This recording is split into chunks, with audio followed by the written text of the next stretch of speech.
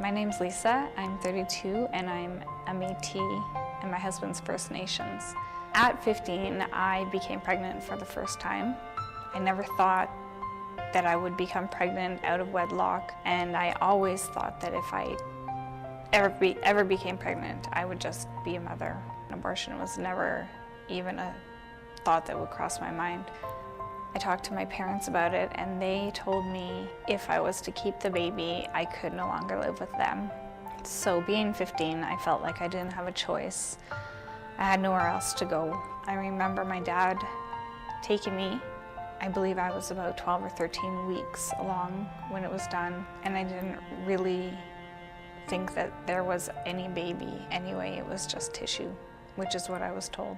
When I was 16, I became pregnant for the second time, and by this time I was living on my own. I told my mom and dad that I would have the baby, I was going to keep the baby, and they were okay with it. But this time the pressure came from my boyfriend's family and him to have an abortion. He kept telling me that he didn't want to be part of a baby's life, he didn't want to be a father, but I was prepared to do it on my own until his sisters and his mom got on the phone with me and convinced me that if I kept the baby, I was being selfish and I was going to ruin his life.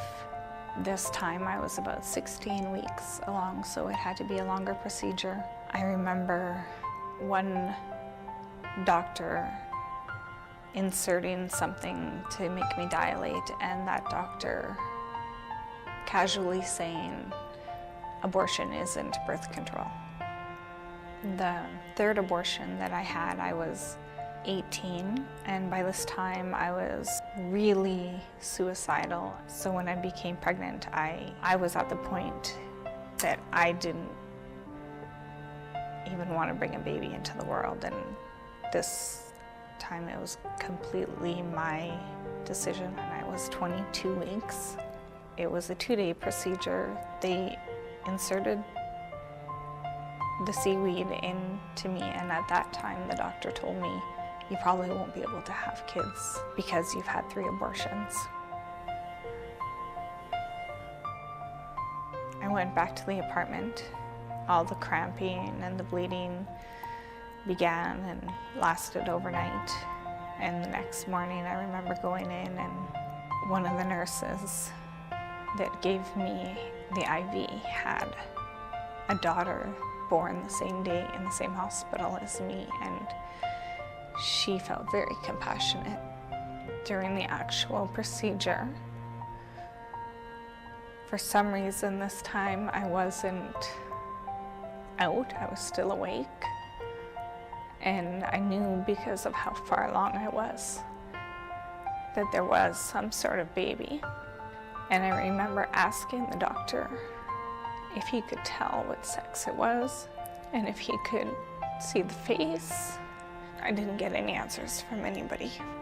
They finished it up and sent me into the recovery room where I recovered for an hour. And I pretty much buried it and forgot about it until I had my babies with my husband.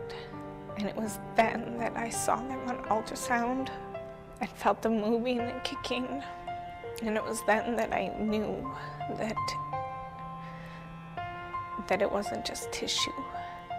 With my son, I felt him kicking and actually saw him kicking at 16 weeks, which was 6 weeks earlier than the last abortion that I had. That was hard to swallow.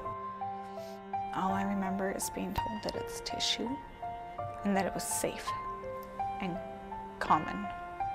Actually, the first time that my husband and I got pregnant, I had a miscarriage. I had a lot of trouble carrying my daughter. Almost lost her once and was on bed rest. And then delivering her, the placenta wouldn't come out. So they tried to tug out the placenta by the umbilical cord, which pulled off of the placenta. And I didn't stop bleeding for months. 7 months after she was born. When I became pregnant with my son, the doctor explained to me that because of all of the abortions and the D&Cs with the miscarriage, the density of your uterine walls lessens, and the baby has a harder time, which is a side effect of abortion that I was never told. I was also told years later that I had endometriosis, which is a side effect of abortion.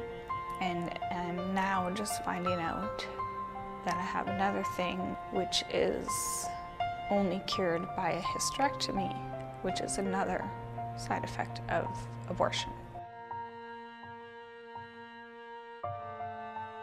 I believe that it doesn't matter what culture you come from or what background you have, you know that life is life. And if you're a young girl choosing to be naive to that, eventually it'll catch up to you.